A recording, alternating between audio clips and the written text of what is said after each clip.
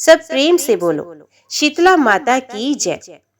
हिंदू पंचांग के अनुसार शीतला अष्टमी का व्रत इस साल 2 अप्रैल को रखा जाएगा। शीतला अष्टमी का त्योहार होली से ठीक 8 दिन बाद आता है। इसमें माता शीतला की पूजा की जाती है। शीतला अष्टमी के दिन माँ शीतला को बासी ठंडे खाने का भोग लगाया जाता है, जिसे बसोड़ा कहा जाता है। इस दिन बासी खाना प्रसाद के तौर पर खाया जाता है। ऐसी मान्यता है कि इस दिन से खाना बासी होने लगता है। कई लोगों के यहाँ शीतला सप्तमी तो कई लोगों के यहाँ शीतला अष्टमी मनाई जाती है। कुछ लोग होली के बाद के सोमवार को भी शीतला माता का पूजन करते हैं। शीतला अष्टमी व्रत के दिन सुबह जल्दी उठकर ब्रह्म मुहूर्त में स्नान करना चाहिए और व्रत का संकल्प लेना चाहिए। एक थाली में एक दिन पहले बनाए गए पकवान जैसे मीठे चावल, रोटी आदि रख ले। पूजा के लिए एक थाली में आटे के दीपक, रोली, हल्दी, अक्षत, वस्त्र, बरकूले की माला, मेहंदी, सिक्के आदि रख लें। इसके बाद शीतला माता की पूजा करें। माता शीतला को दीपक जलाए और उन्हें जल अर्पित करे। वहां से थोड़ा जल घर के लिए भी लाए और घर आकर उसे छिड़क दे। माता शीतला को ये सभी चीजें अर्पित करे। फिर परिवार के सभी लोगों को रोली या हल्दी का टीका लगाए। यदि पूजन सामग्री बच जाए तो गाय को अर्पित कर दे। इससे आपके जीवन में खुशहाली बनी रहेगी। ऐसी मान्यता है कि माँ शीतला की आराधना करने से बच्चों को दुष्प्रभावों से मुक्ति मिलती है। माता शीतला की आराधना से व्यक्ति को बीमारियों से मुक्ति मिलती है। इस दिन शीतला माता को बासी भोजन का भोग लगाने की परंपरा है। शीतला अष्टमी के दिन ताजा भोजन नहीं पकाया जाता। एक दिन पहले ही मीठे चावल, रबड़ी, पुए, हलवा, रोटी आदि पकवान तैयार किए जाते हैं, जिनका भोग अगले दिन यानी शीतला अष्टमी के दिन देवी को चढ़ाया जाता है, जिसका अपना ही अलग महत्व होता है। शीतला माता एक प्रसिद्ध हिंदू देवी हैं। इनका प्राचीन काल से ही बहुत अधिक महत्व रहा है। इनकी 7 बहनें हैं: शीतला, दुर्गा, काली, चंडी, पलमती, बड़ी माता चमरिया और भानुमती। स्कंद पुराण में शीतला देवी की सबसे बड़ी बहन देवी परमेश्वरी, जिन्हें चमरिया कहा जाता है, जिन्हें बड़ी माता भी कहा जाता है। शीतला माता का वाहन गर्दभ बताया गया है। ये हाथों में कलश, सूप, झाड़ू तथा नीम के पत्ते धारण करती हैं। इन्हें चेचक आदि कई रोगों की देवी बताया गया है। इन बातों का प्रतीकात्मक महत्व होता है। एक मूल्यांकन ग्रंथ के अनुसार देवी शीतला की पूजा कुम्हार जाति का पुजारी ही कर सकता है। वे इनके चेचक रोगी व्यग्रता में वस्त्र उतार देता है। सूप से रोगी को हवा की जाती है। झाड़ू से चेचक के फोड़े फट जाते हैं। नीम के पत्ते फोड़ों को सड़ने नहीं देते। रोगी को ठंडा जल प्रिय होता है। अतः कलश का भी महत्व है। गर्दभ की लीद के लेपन से चेचक के दाग मिट जाते हैं। शीतला मंदिरों में प्राय माता शीतला को गर्दभ पर ही आसीन दिखाया गया है। शीतला माता के संग ज्वरासुर, ज्वर का दैत्य, ओले, चंडी बीबी, हैजे की देवी, 64 रोग, घेंटुकरण त्वचा रोग के देवता एवं रक्तवती, रक्त संक्रमण की देवी होते हैं। इनके कलश में दाल के दानों के रूप में विषाणु या शीतल, स्वास्थ्य वर्धक एवं रोगाणुनाशक जल होता है। कुछ लोग शताक्षी देवी को भी शीतला देवी कहकर संबोधित करते हैं। शीतला माता को छोटी माता कहा जाता है तथा छोटी चेचक का उपचार हेतु पूजा करते हैं। इनकी बड़ी बहन देवी परमेश्वरी माता चमरिया को बड़ी माता कहा जाता है। बड़ी चेचक के उपचार हेतु पूजा की जाती है।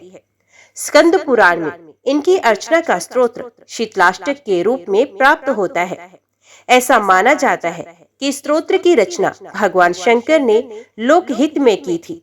शीतलाष्टक शीतला देवी की महिमा गान करता है, साथ ही उनकी उपासना के लिए भक्तों को प्रेरित भी करता है।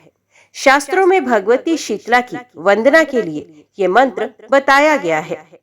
गर्दभ पर विराजमान दिगंबरा, हाथ में झाड़ू तथा कलश धारण करने वाली, सूप से अलंकृत मस्तक वाली भगवती शीतला की मैं वंदना करता हूँ। शीतला माता की इस वंदना मंत्र से ये पूर्ण स्पष्ट हो जाता है कि ये स्वच्छता की अधिष्ठात्री देवी हैं। हाथ में मार्जनी झाड़ू होने का अर्थ है कि हम लोगों को भी सफाई के प्रति जागरूक होना चाहिए। कलश से हमारा तात्पर्य है कि स्वच्छता रहने पर ही स्वास्थ्य रूपी समृद्धि आती है। मान्यता अनुसार इस व्रत को करने से शीतला देवी प्रसन्न होती हैं और व्रती के कुल में दाह ज्वर, पीत ज्वर, विस्फोटक, दुर्गंध युक्त फोड़े, नेत्रों के समस्त रोग, शीतला की फुंसियों के चिन्ह तथा शीतला जनित दोष दूर हो जाते हैं। अभी हम श्रवण करते हैं शीतला अष्टमी की व्रत कथा। एक गांव में बूढ़ी कुम्हारी रहती थी जो बासोड़ा के दिन माता की पूजा करती थी और ठंडी रोटी खाती थी। उस गांव में और ना तो कोई माता की पूजा करता था, ना ही कोई ठंडी रोटी खाता था। शीतला सप्तमी के दिन एक बुढ़िया गांव में आई और घर घर जाकर कहने लगी, कोई मेरी जुएं निकाल दो, कोई मेरी जुएं निकाल दो। हर घर से यही आवाज आई, बाद में आना, अभी हम खाना बनाने में व्यस्त हैं। कुम्हारी को खाना नहीं बनाना था क्योंकि वे तो उस दिन ठंडा खाना खाती थी। कुम्हारी बोली, आओ माई, मैं तुम्हारी जुएं निकाल देती हूँ। कुम्हारी ने बुढ़िया की सब जुएं निकाल दी। बुढ़िया असल में माता शीतला थी। उन्होंने खुश होकर बूढ़ी माँ को साक्षात दर्शन दिए और आशीर्वाद दिया। उसी दिन किसी कारण से पूरे गांव में आग लग गई, लेकिन कुम्हारी का घर सकुशल रहा। पूछने पर बूढ़ी माँ ने इसे शीतला माता की कृपा बताया। उसने कहा, बासोड़ा के दिन शीतला माता की पूजा करने और ठंडा खाने से शीतला माता की कृपा से मेरा घर बच गया। राजा को ये बात पता लगने पर उसने पूरे गांव में ढिंडोरा पिटवा दिया कि सभी शीतला माता की पूजा करें, बासोड़े की पूजा करें। एक दिन पहले खाना बनाकर रख ले, दूसरे दिन पूजा करके ये ठंडा खाना खाए। तभी से सारा गांव वैसा ही करने लगा। हे शीतला माता, जैसी कुम्हारी की रक्षा की, वैसे सभी की रक्षा करना। सबके घर परिवार व बच्चों की रक्षा करना। जैसा पूरा गांव जला, वैसे किसी को मत जलाना। तो सब प्रेम से बोलो, शीतला माता की जय। अभी श्रवण कीजिए अगली कथा। बंडा नामक एक बहुत छोटा सा गांव था, जहां सास, जेठानी और देवरानी रहते थे। जेठानी व देवरानी दोनों को एक एक पुत्र था। बड़ी बहू बड़ी ही झगड़ालू और ईर्ष्यालु प्रवृत्ति की थी, जबकि छोटी बहू बड़ी ही मिलनसार और दयालु स्वभाव की थी। शीतला सप्तमी का दिन आया, तब सास ने छोटी बहू को भोजन बनाने के लिए कहा। छोटी बहू देर रात तक भोजन बनाती रही। तभी उसका बच्चा रोने लगा, तो वे भोजन का कार्य बीच में ही छोड़कर बच्चे को दूध पिलाने के लिए लेट गई। दिन भर की थकी होने के कारण उसे लेटते ही नींद आ गई और चूल्हा जलता ही रह गया। अर्धरात्रि के समय शीतला माता मृत्युलोक में भ्रमण करते करते छोटी बहू के घर आई। चूल्हे में लौटने लगी, जिससे शीतला माता का पूरा शरीर जल गया। इससे शीतला माता क्रोधित हो गई और छोटी बहू को शाप दिया कि जैसे मेरा शरीर जला है, वैसे ही तेरा पेट जले। सुबह उठकर बहू ने देखा कि चूल्हा जल रहा था। उसके साथ सोया हुआ उसका बच्चा मर चुका था। बच्चे का पूरा शरीर जला हुआ था। ये देखकर छोटी बहू जोर जोर से रोने लगी। छोटी बहू समझ गई कि ये सब कुछ शीतला माता के कोप से हुआ है। छोटी बहू का रोना सुनकर सासू माँ उसके पास आई। बहू को रोता हुआ और पोते को मरा हुआ देखकर सास को बहुत ही दुख हुआ। सास ने बहू को धीरज बंधते हुए कहा कि बेटी शांत हो जा, इस तरह रोने से कुछ ना होगा। शीतला माता के पास जा, अब वही सब कुछ ठीक करेंगी। सासू माँ का आशीर्वाद लेकर मृत बच्चे को टोकरे में रखकर छोटी बहू घर से निकल पड़ी। चलते चलते रास्ते में उसे तलाई मिली। तलाई में पानी तो खूब भरा हुआ था। एक तलाई का पानी दूसरी तलाई में समा रहा था, लेकिन कोई भी जीव जानवर, पशु पक्षी, यहाँ तक कि कोई भी मनुष्य उस तलाई का पानी नहीं पीता था। भूल से अगर कोई उस तलाई का पानी पी लेता था तो उसकी मृत्यु हो जाती थी। छोटी बहू को वहां से जाता हुआ देखकर दोनों तलाइयों ने छोटी बहू से पूछा कि बहन, तुम कहाँ जा रही हो? तब छोटी बहू तलाइयों से बोली कि शीतला माता ने मुझे शाप दिया है, मैं शाप का निवारण पूछने जा रही हूँ। ये सुनकर तलाइयां छोटी बहू से बोली, बहन बहन, हमारी तलाई का पानी कोई नहीं पीता। अगर कोई पी लेता है तो उसकी मृत्यु हो जाती है। हमने ऐसा कौन सा पाप किया है जिसकी हमें ये सजा भुगतनी पड़ रही है? बहन, अगर तुम्हें माता शीतला मिल जाए तो हमारे पापों का निवारण भी पूछ लेना। छोटी बहू ने कहा कि जरूर पूछूंगी। उसके बाद छोटी बहू वहां से आगे चल दी। आगे जाने पर उसे दो सांड मिले जिनके गले में पाट बंधी हुई थी। वे दोनों हमेशा आपस में लड़ाई करते रहते थे। छोटी बहू को देखकर दोनों सांड छोटी बहू से बोले कि बहन, तुम कहाँ जा रही हो? छोटी बहू ने सांड से कहा कि मैं शीतला माता के पास अपने शाप का निवारण पूछने जा रही हूँ। तब दोनों सांड छोटी बहू से बोले कि बहन, कि हम दोनों में हमेशा आपस में लड़ाई करते रहते हैं। हमने पूर्व जन्म में ऐसा कौन सा पाप किया है जिसकी सजा हमें मिल रही है? बहन, अगर शीतला माता तुम्हें मिल जाए तो क्या तुम हमारे दुख का निवारण पूछ लोगी? तो छोटी बहू ने कहा, जरूर जरूर पूछूंगी। उसके बाद छोटी बहू वहां से भी आगे चल दी। आगे जाने पर बहू ने देखा कि बेर के झाड़ के नीचे एक वृद्ध अपने बिखरे हुए बालों को दोनों हाथों से खुजला रही थी। उस वृद्ध ने छोटी बहू को अपने पास में बुलाया और पूछने लगी कि बेटी, तेरे इस टोकरे में क्या है और तू कहाँ जा रही है? तब छोटी बहू ने अपना सारा दुखड़ा वृद्धा को कह सुनाया, लेकिन वृद्धा ने छोटी बहू की बात पर कोई ध्यान नहीं दिया। वे अपने स्वार्थ की बात करते हुए बोली कि बेटी, मेरे सर में बहुत जुएं पड़ गई हैं। क्या तू मेरे सर की जुएं निकाल देगी? ये जुएं तो मेरा खून ही पी जाएंगी। छोटी बहू को शीतला माता के पास जाने की जल्दी थी, परंतु उसे बुढ़िया माई के ऊपर दया आ गई। उसने अपने मृत बच्चे को बुढ़िया की गोद में देकर उसकी जुएं निकालने लगी। बुढ़िया के सर में से जब सारी जुएं निकल गई तो उसकी खुजली मिट गई। बुढ़िया ने छोटी बहू को आशीर्वाद देते हुए कहा, जैसे मेरे सर में ठंडक हुई है वैसे ही तेरा पेट भी ठंडा हो जाए। उसी समय एक महान चमत्कार हुआ। बुढ़िया की गोद में पड़ा हुआ बच्चा जीवित हो गया। ये देखकर छोटी बहू को बहुत आश्चर्य हुआ। छोटी बहू समझ गई कि ये वृद्धा कोई और नहीं, साक्षात माता शीतला ही है। छोटी बहू वृद्धा के पैरों में गिरकर क्षमा याचना करने लगी। तब शीतला माता ने छोटी बहू को साक्षात दर्शन दिए और कहा कि बेटी, तू वापस अपने घर जा, तेरा घर धन धान्य से भर जाएगा। तब छोटी बहू ने रास्ते में मिली दोनों तराइयों के शाप का निवारण पूछा। तब शीतला माता बोली कि बेटी, ये दोनों पूर्व जन्म में सौतन थी। दोनों आपस में लड़ाई करती थी। इन्होंने कभी किसी की मदद नहीं करी, यहाँ तक कि किसी को भी ना तो पीने को छाछ देती थी, ना ही कभी प्यासे को पानी, ना कभी किसी भूखे को भोजन खिलाया। बेटी, तो इन तिलाइयों का पानी पी लेना, इनके पापों का नाश हो जाएगा। इनका पानी भी अमृत के समान मीठा हो जाएगा। उसके बाद छोटी बहू ने दोनों सांड के शाप का निवारण पूछा। तब शीतला माता बोली, बेटी, ये दोनों पूर्व जन्म में देवरानी और जिठानी थी। दोनों आपस में खूब लड़ाई झगड़ा करती रहती थी। कोई भी काम धंधा, खान पीसना भी नहीं करने देती थी।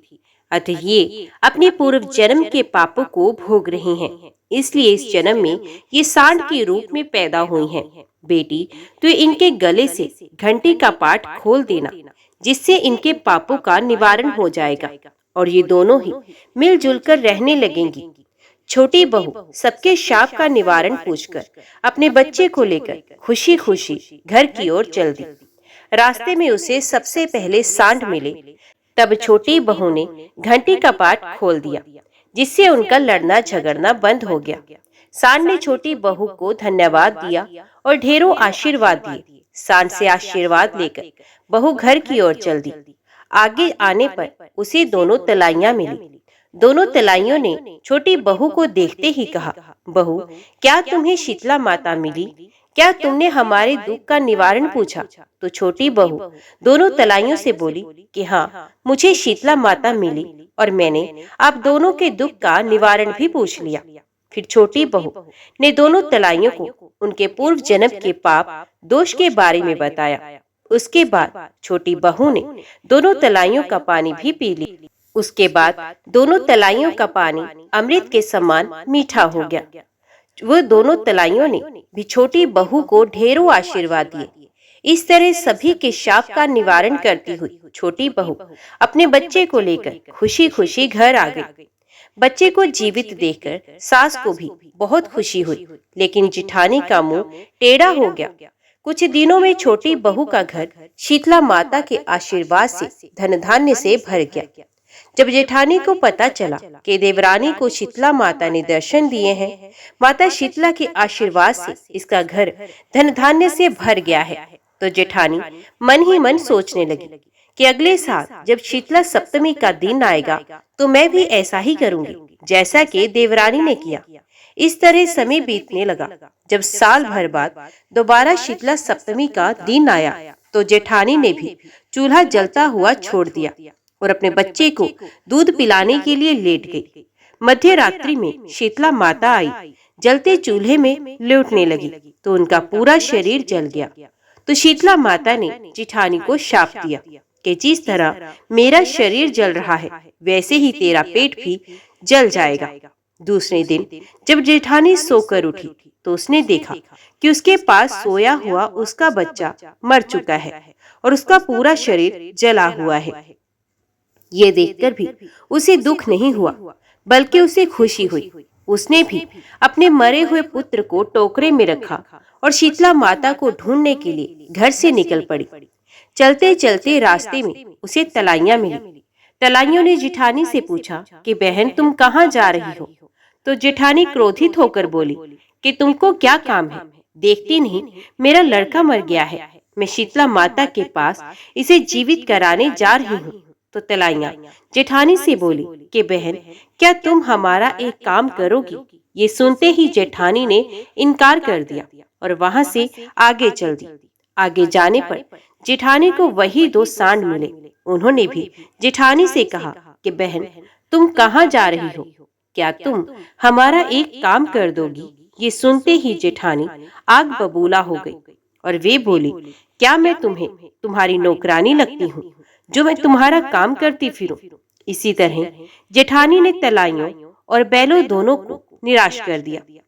थोड़ा आगे जाने पर जेठानी को झाड़ के पेड़ के नीचे बुढ़िया मिली।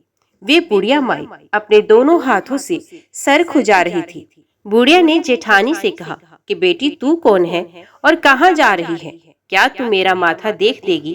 देख, मेरे सर में जुएं पड़ गई हैं। ये सुनकर जेठानी क्रोधित हो गई और गुस्से से भरकर बोली कि बैठ जा ढोकरी, मैं तेरा कोई फालतू काम नहीं करूंगी। मैं क्यों तेरे सर की जुएं निकालूं? देखती नहीं मेरा लड़का मर गया है, मैं शीतला माता के पास इसे जीवित कराने के लिए जा रही हूँ। इस प्रकार बुढ़िया माई को डांट कर वे पूरे दिन अपने मृत लड़के को लेकर इधर उधर घूमती रही, लेकिन उसे कहीं भी माता शीतला के दर्शन नहीं हुए।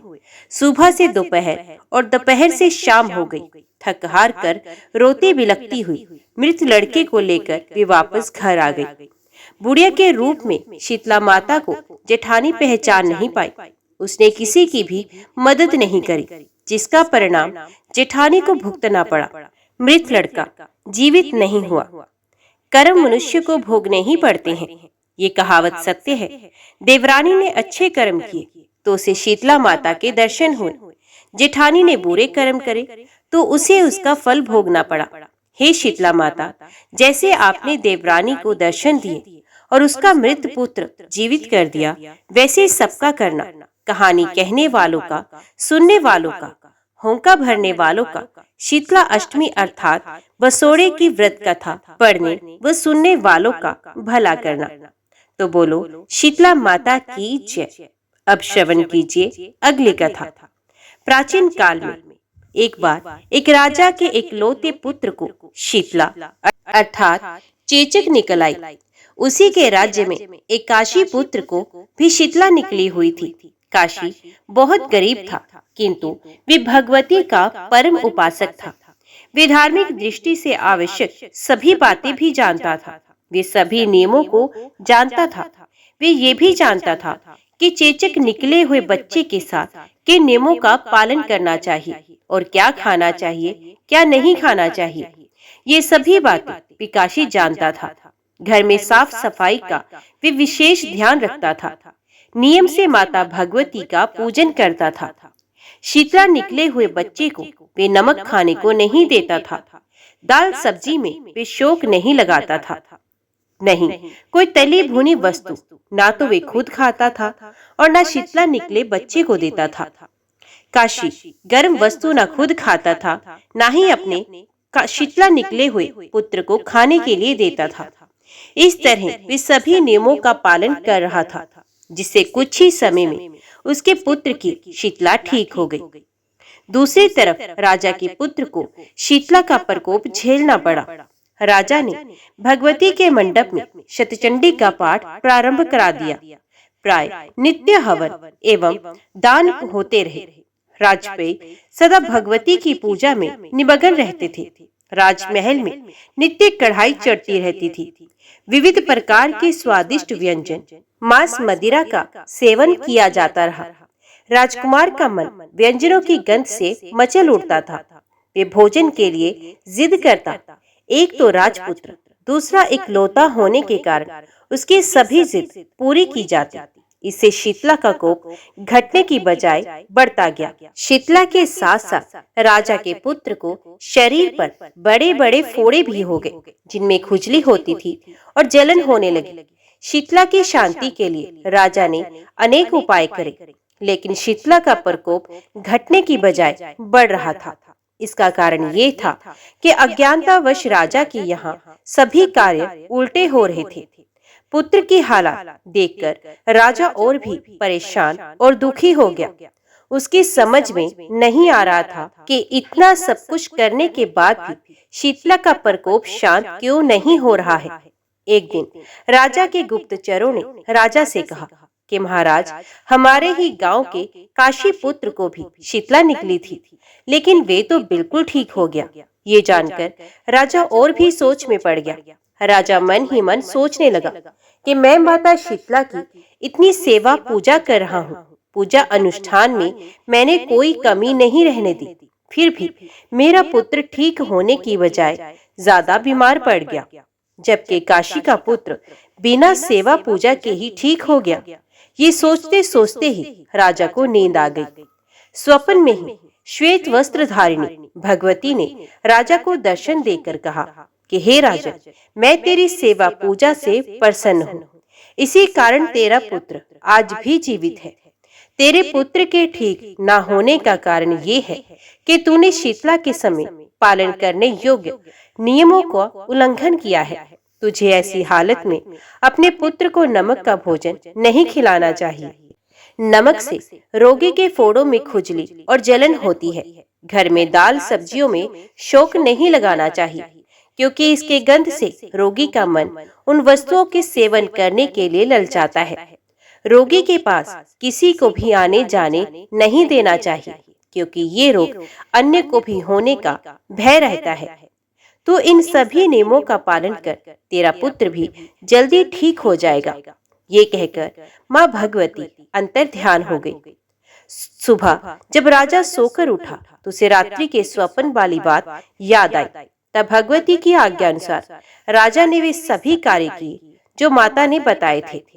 शीतला के सभी नियमों का पालन करने से राजा का पुत्र भी कुछ ही दिनों में ठीक हो गया और एकदम स्वस्थ निरोगी कंचन जैसी काया वाला हो गया। शीतला का व्रत करने से व्रती के कुल में दाह ज्वर, पीत ज्वर, विस्फोटक, दुर्गंध युक्त फोड़े, नेत्र रोग, शीतला की फुंसियों के चिन्ह और शीतला जनित सर्व रोग दूर हो जाते हैं। शीतला आए बच्चे के साथ अगर इन नियमों का पालन किया जाए तो माता शीतला भी संतुष्ट हो जाती हैं और शीतला निकला हुआ बच्चा भी स्वस्थ हो जाता है। तो सब प्रेम से बोलो शीतला माता की जय। अब श्रवण कीजिए अगली कथा। एक गांव में एक वैश्य दंपत्ति अपने 2 बेटों बहुओं के साथ रहते थे।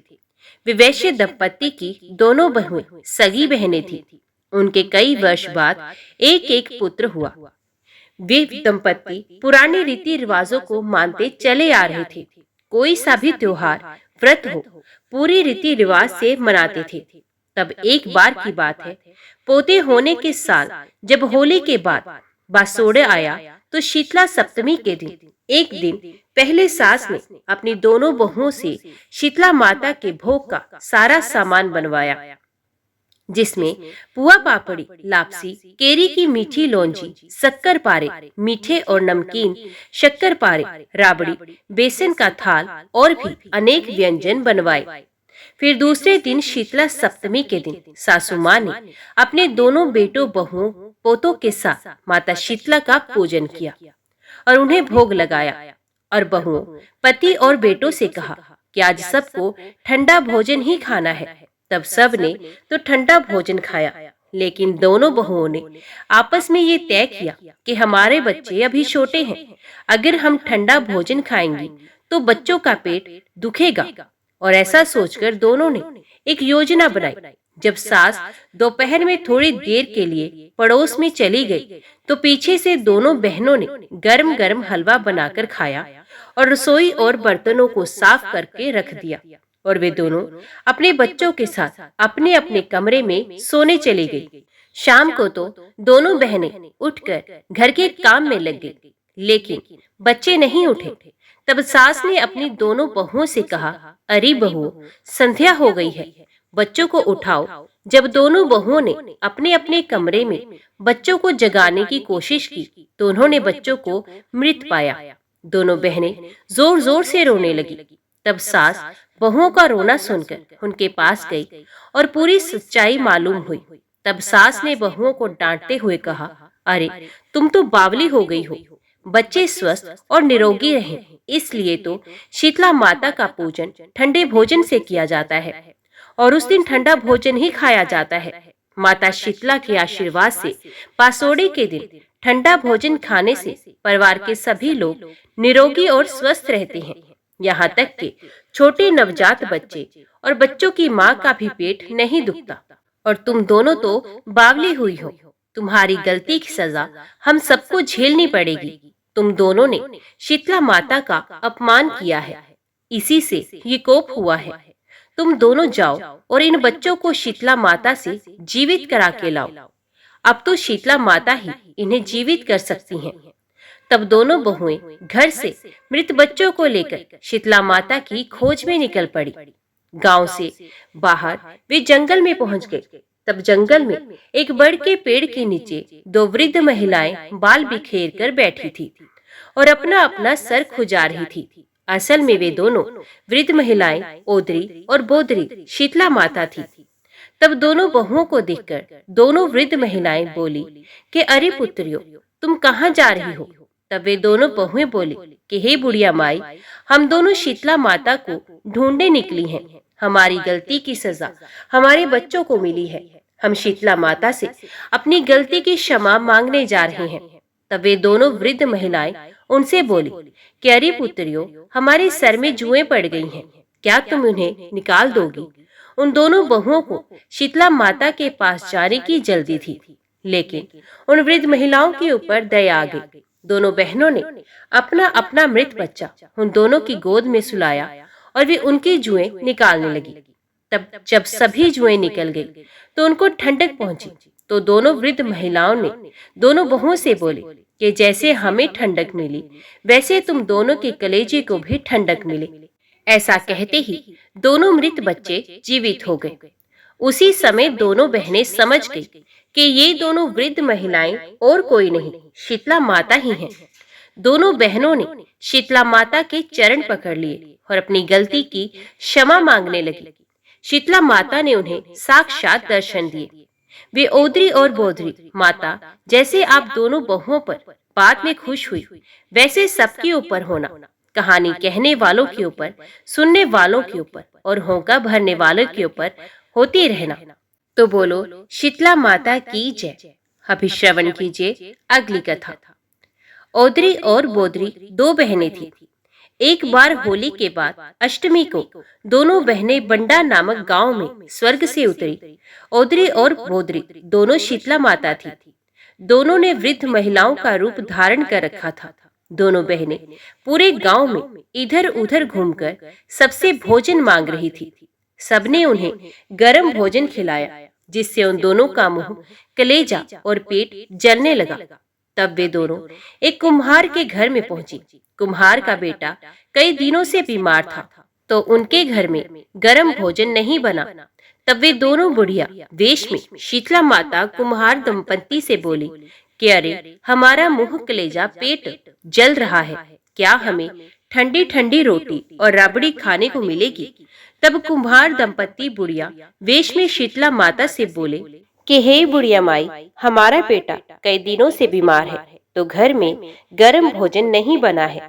हमारे घर में ठंडी रोटी और जो कि राबड़ी है और दही है।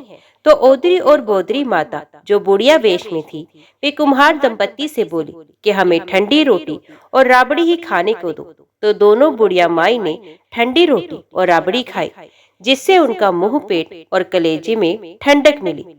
तो उन्होंने कुम्हार दंपत्ति को आशीर्वाद दिया कि जैसे हमें ठंडक मिली, वैसे ही तुम्हारा कलेजा भी ठंडा हो जाए और तेरा घर अन्न धन के भंडार से भर जाए। और जाते जाते कहा कि आज से 7 दिन बाद पूरे गांव में आग लग जाएगी, लेकिन तुम्हारा घर नहीं जलेगा, क्योंकि तुमने आज बसोड़ा के दिन ठंडा भोजन खुद भी खाया और हमें भी खिलाया।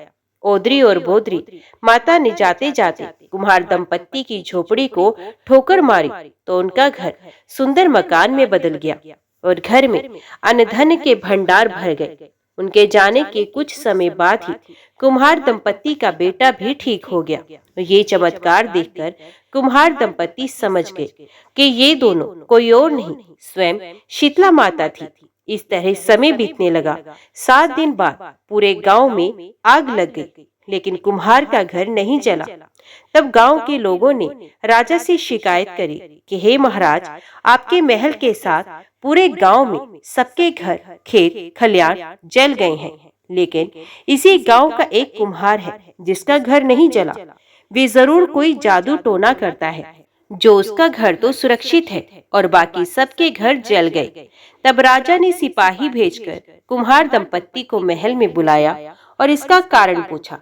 तब कुम्हार दंपत्ति राजा से बोले कि हे महाराज, होली के बाद अष्टमी को डाली गांव में ओदरी और बोदरी माता बुढ़िया वेश में हमारे घर आई थी। उन्होंने पूरे गांव में सबके घर में जाकर भोजन मांगा, तो सबने उन्हें गर्म भोजन खिलाया, जिससे उनका मुंह, कलेजा और पेट जलने लगा। तब फिर माता हमारे घर आई। महाराज, मेरा बेटा कई दिनों से बीमार था, जिससे हमारे घर में गर्म भोजन नहीं बना था। तब जब ओदरी और बोदरी माता ने हमसे भोजन मांगा, तो हमने उन्हें ठंडी ठंडी रोटी और रबड़ी, दही खाने को दिया, जिससे उनके कलेजे, मुंह और पेट को ठंडक मिली। तो उन्होंने खुश होकर हमें अन्न धन और सुंदर मकान का वरदान दिया। उनके जाने के कुछ समय बाद ही हमारा घर सुंदर महल में बदल गया और घर में अन्न धन के भंडार भर गए और हमारा बेटा भी चमत्कारी रूप से ठीक हो गया।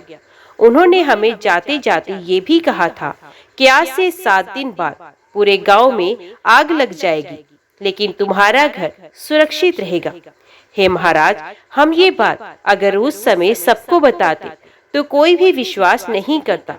तब राजा ने बंडा गांव की पहाड़ी पर जाकर शीतला माता का पूजन किया और ठंडा भोग लगाया।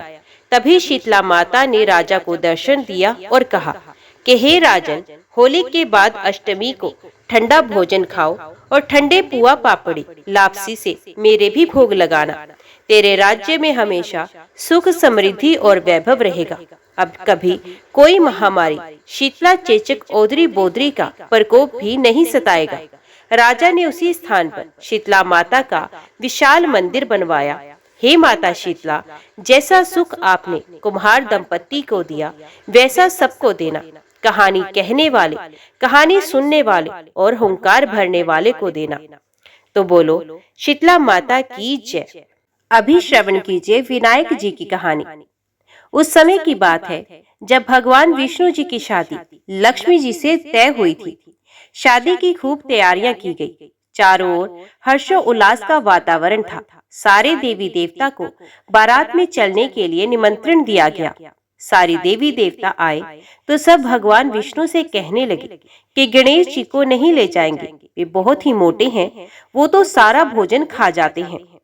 दूंद चल्या, सूंड सुंड्याला, उखल से पांव, शाजले से कान, मोटा मस्तक वाला है। इनको साथ ले जाकर क्या करेंगे? यही रखवाली के लिए छोड़ जाते हैं। और विनायक जी को छोड़कर वे सब लोग बारात में चले गए। इधर नारद जी ने गणेश जी को भड़का दिया और कहा कि आज तो महाराज ने आपका बहुत बड़ा अपमान किया है। आपसे बारात बुरी लगती, इसीलिए आपको साथ नहीं ले गए और छोड़कर चले गए। गणेश जी को क्रोध आ गया और उन्होंने चूहों की आज्ञा दी कि सारी जमीन खोखली कर दें। धरती थोथी हो गई। इससे भगवान के रथ के पहिए धंस गए। बहुत कोशिश करने पर सब परेशान हो गए। किसी भी तरह से पहिए नहीं निकले तो खाती को बुलवाया गया। खाती आया, सारा दृश्य देखा और पहिए को हाथ लगाकर बोला, जय गजानन भगवान की। और इतने में तुरंत ही रथ निकल गया। सब देखते रह गए। सबको बड़ा आश्चर्य हुआ।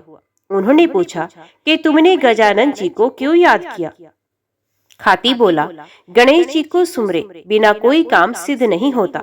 जो भी सच्चे मन से गजानन जी को याद करता है, उसके सब काम बड़ी आसानी से सिद्ध हो जाते हैं। सब सोचने लगे, हम तो गणेश जी को छोड़ ही आए। उन्हें अपनी गलती का एहसास हुआ और एक जने को भेजकर गणेश जी को बुलवाया।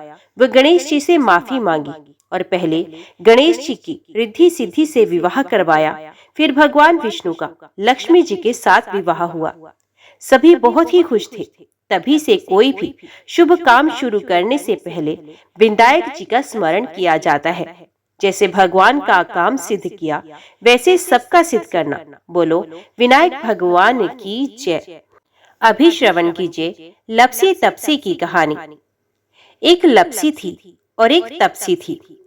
तपसी हमेशा भगवान की तपस्या में लीन रहता था। लपसी रोजाना सवा सेर की लापसी बनाकर भगवान का भोग लगाकर जीम लेता था। एक दिन दोनों लड़ने लगे। तपसी बोला, मैं रोज भगवान की तपस्या करता हूँ, इसलिए मैं बड़ा हूँ। लपसी बोला, मैं रोज भगवान को सवा सेर लापसी का भोग लगाता हूँ, इसलिए मैं बड़ा हूँ। नारद जी वहां से गुजर रहे थे। दोनों को लड़ता देखकर उनसे पूछा कि तुम क्यों लड़ रहे हो? तपसी ने खुद के बड़ा होने का कारण बताया और लपसी ने अपना कारण बताया।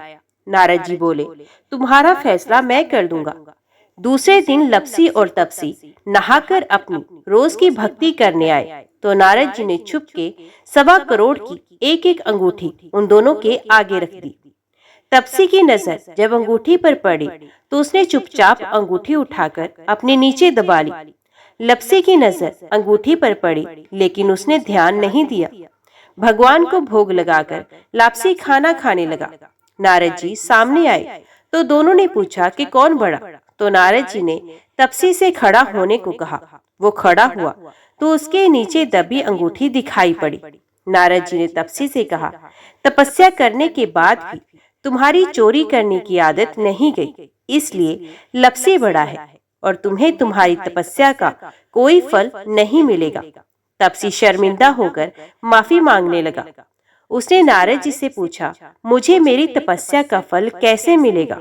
नारद जी ने कहा, यदि कोई गाय और कुत्ते की रोटी नहीं बनाएगा तो फल तुझे मिलेगा। यदि कोई ब्राह्मण को जिमाकर दक्षिणा नहीं देगा तो फल तुझे मिलेगा। यदि कोई साड़ी के साथ ब्लाउज नहीं देगा तो फल तुझे मिलेगा। यदि कोई दिए से दिया जलाएगा तो फल तुझे मिलेगा। यदि कोई सारी कहानी सुने लेकिन तुम्हारी कहानी नहीं सुने तो फल तुझे मिलेगा। उसी दिन से हर व्रत कथा कहानी के साथ लपसी तपसी की कहानी भी सुनी और कही जाती है। अभी श्रवण कीजिए अगली कथा। एक बार गणेश जी एक लड़के का वेश धरकर नगर में घूमने लगे। उन्होंने अपने साथ में चुटकी भर चावल और चुल्लू भर दूध ले लिया। नगर में घूमते हुए जो मिलता उसे खीर बनाने का आग्रह कर रहे थे। बोलते, माई खीर बना दे। लोग सुनकर हंसते। बहुत समय तक घूमते रहे मगर कोई भी खीर बनाने को तैयार नहीं हुआ। किसी ने ये भी समझाया कि इतने से सामान से खीर नहीं बन सकती, पर गणेश जी को तो खीर बनवानी ही थी। अंत में एक गरीब बूढ़ी अम्मा ने उन्हें कहा, बेटा चल मेरे साथ, मैं तुझे खीर बनाकर खिलाऊंगी। गणेश जी उसके साथ चले गए। बूढ़ी अम्मा ने उनसे चावल और दूध लेकर एक बर्तन में उबलने चढ़ा दिया। दूध में ऐसा उफान आया कि बर्तन छोटा पड़ने लगा। बूढ़ी अम्मा को बहुत आश्चर्य हुआ, कुछ समझ में नहीं आ रहा था। अम्मा ने घर का सबसे बड़ा बर्तन रखा, वो भी पूरा भर गया। खीर बढ़ती ही जा रही थी और उसकी खुशबू भी फैल रही थी। खुशबू से अम्मा की बहू की खीर खाने की इच्छा होने लगी। उसने एक कटोरी में खीर निकाली और दरवाजे के पीछे बैठकर बोली, ले गणेश तू भी खा ले, मैं भी खाऊं और खीर खा ली।